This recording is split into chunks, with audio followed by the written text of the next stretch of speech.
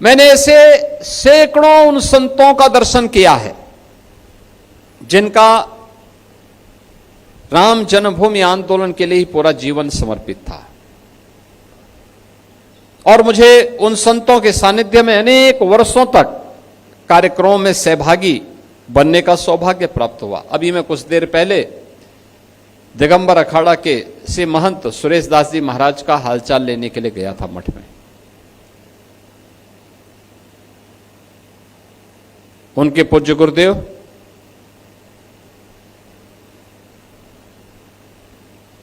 पूज्य महंत रामचंद्र दास जी महाराज, परमहंसी महाराज,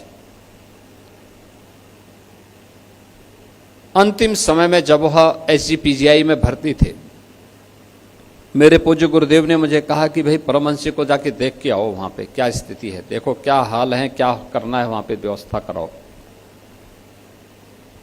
मैं एसजीपीजीआई गया और एसजीपीजीआई में जाकर के मैंने हालचाल लिया, महाराज जी का संदेशा दिया।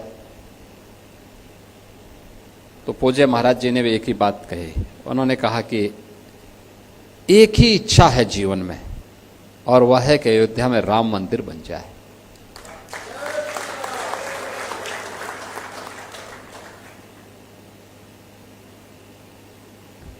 मैंने कहा महाराज जी और कोई आवश्यकता? उन्होंने कहा नहीं, और कोई आवश्यकता नहीं, ये तो नश्वर काया है, ये नश्वर काया है। जीवन में केवल एक इच्छा है हम संतों की, वह है अयोध्या में राम मंदिर का निर्माण।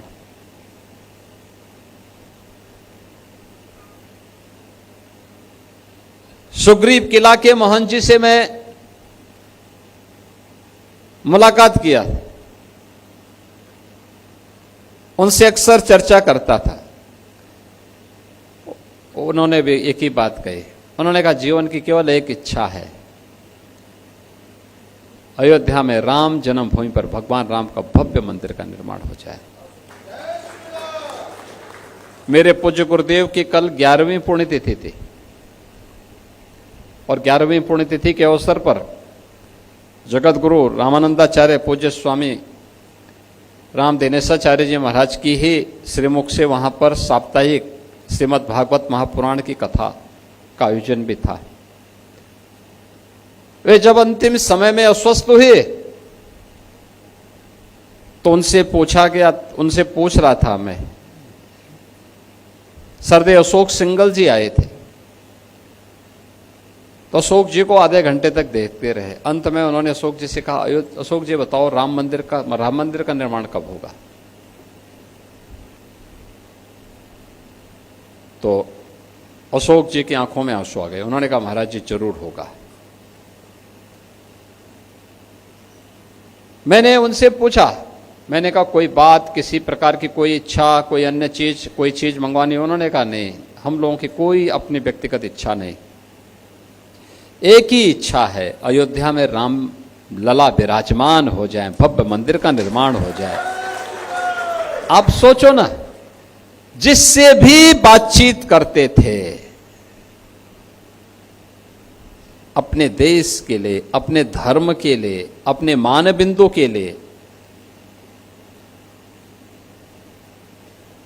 जो महत्व राष्ट्रीय जीवन में राष्ट्रीय प्रतीकों का होता है, यही धार्मिक जीवन में आस्था के प्रतीकों का वही महत्व होता है। मंदिर हैं, अयोध्या है, काशी है, मथुरा है, या वे सभी पूज्य धर्मस्थल जो गुलामी के कालखंड में जिन्हें बर्बर विदेशी आक्रांताओं ने अपनी आक्रांत निगाहों से अपवित्र किया था, उनका ससम्मान, उनकी पुनर्प्रतिष्ठा का कार्यक्रम हो। यही तो इच्छा थी, यही संघर्ष था, उनकी पुनर्प्रतिष्ठा के कार्यक्रम को सकुशल हम संपन्न कर सके। अविरल गंगा, निर्मल गंगा के दर्शन हर भारतीय को हो सके। हमारी नदी परंपरा फिर से पुनर्जीवित होकर के सस्य श्यामला इस पावन धरा को फिर से सोना उगलने वाली धरती के रूप में स्थापित करके सोने की चिड़िया बना ले। नित्य गायत्री की वंदना हर सनातन धर्मावलंबी के घर में हो। गो पूजा का कार्यक्रम, गो सेवा का कार्यक्रम हर सनातन धर्मावलंबी के घर में हो। यह हर सनातन धर्मावलंबी का संकल्प बनना चाहिए। हर सनातन धर्मावलंबी का यह संकल्प बनना चाहिए कि अगर सनातन धर्म के इन प्रतीकों और इन मान बिंदुओं की पुनर्स्थापना के कार्यक्रम को हम संपन्न कर रहे हैं तो हमें अपने राष्ट्रीय प्रतीकों का भी सम्मान करना होगा। हर घर पे तिरंगा दिखना चाहिए। भारत के संविधान के प्रति भारत के हर नागरिक के मन में सम्मान का भाव होना चाहिए। और भारत और भारतीयता के लिए जिस भी महापुरुष ने, जिस भी क्रांतिकारी ने, जिस भी स्वतंत्रता संग्राम सेनानी ने और देश की सेनाओं के साथ देश की रक्षा के लिए समर्पण के भाव के साथ कार्य करने वाले जिन जवानों ने योगदान किया है, उन सब के प्रति हमारे मन में श्रद्धा और सम्मान का भाव होगा। और यही एक सच्चे सनातन धर्मावलंबी की पहचान है। याद करिए ना, जब हनुमान जी लंका में जा रहे हैं, लंका को ढूंढने के लिए,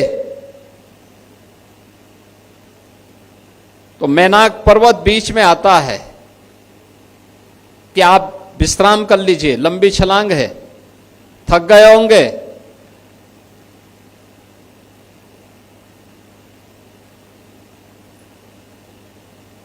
हनुमान जी तो कहते हैं कि राम काज कीने बिना मोहि कहां विश्राम। मैं राम काज किए बगैर मुझे विश्राम कहां से है।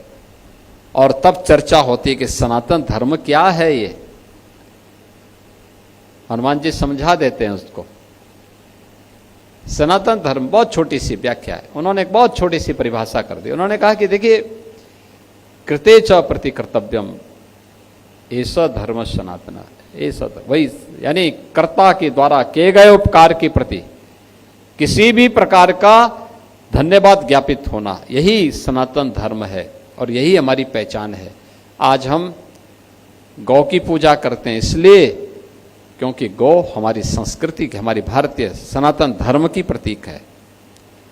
हम गंगा की पूजा करते हैं इसलिए क्योंकि जल ही जीवन है और नदी संस्कृति से ही हमारा सनातन संस्कृति पनपी है। भगवान राम, भगवान कृष्ण, भगवान विश्वनाथ, मां गंगा, मां यमुना, मां सरस्वती, इन सब की पूजा हम इसलिए करते हैं क्योंकि हमारे प्रतीक हैं। हर सनातन धर्मावलंबी जीवन के रहस्य को सनातन धर्मावलंबी से बढ़कर के कोई दुनिया के अंदर नहीं समझा। कोई मत, कोई मजहब, कोई संप्रदाय जीवन के रहस्य को नहीं समझ पाया सिवाय सनातन धर्मावलंबी के। हमने तो स्वर्ग को तुच्छ माना है। क्षीणे पुणे मृतलोका वसंती। अब क्या है? हमने कहा स्वर्ग से भी ऊपर कुछ है और वह है मोक्ष। एक सन्यासी, एक साधु, एक योगी केवल अपनी व्यक्तिगत मोक्ष की आकांक्षा के साथ कार्य नहीं करता है, वो अपेक्षा करता है। धर्म को उसने केवल मोक्ष प्राप्ति का साधन नहीं माना है। उसने कहा इस जीवन में सांसारिक उत्कर्ष के लिए कार्य करूंगा, पुरुषार्थ के लिए साथ कार्य करूंगा और मोक्ष इसके बाद जब मैं अपने सांसारिक उत्कर्ष के लक्ष्य को प्राप्त कर लूंगा तो मोक्ष स्वतः मुझे प्राप्त हो जाएगा। एक केवल भारत का ही सन्यासी कह सकता है, एक सनातन धर्मावलंबी ही कह सकता है। और इसीलिए यही भाव इन पूज्य संतों का था, जिन भावों के साथ आज हम यहां पर जुड़ने के लिए आए हैं। पूज्य महाराज जी का सानिध्य एक लंबे समय तक हम लोगों को प्राप्त होता था। और मुझे प्रसन्नता है कि जगत गुरु रामानंदाचार्य जी की इस पावन परंपरा को आज यहाँ पर उनके शिष्य पूज्य जगत गुरु रामानंदाचार्य, यहाँ पर रामानंदाचार्य स्वामी राम दिनेशाचार्य जी महाराज निरंतर उसी भाव भूमिका के साथ आगे बढ़ाने का कार्य कर रहे हैं। मुझे ये जानकारी उन्होंने दी कि अगर 12 या 13 में से, मैंने कहा मैं 12 को तो वहां आ रहा हूं, 13 को पहले से कुछ और कार्यक्रम लगे हुए हैं, 12 को मेरा सौभाग्य होगा कि अगर मैं पूज्य महाराज जी के श्री चरणों में नमन कर सकूं। और मुझे अच्छा लगा कि आज यहाँ पर आप सबकी उपस्थिति, पूज्य आचार्य के प्रति मुझे यहाँ पर विनम्र श्रद्धांजलि करने का अवसर प्राप्त हुआ है। मैं इस अवसर पर पूज्य महाराज श्री के शिष्य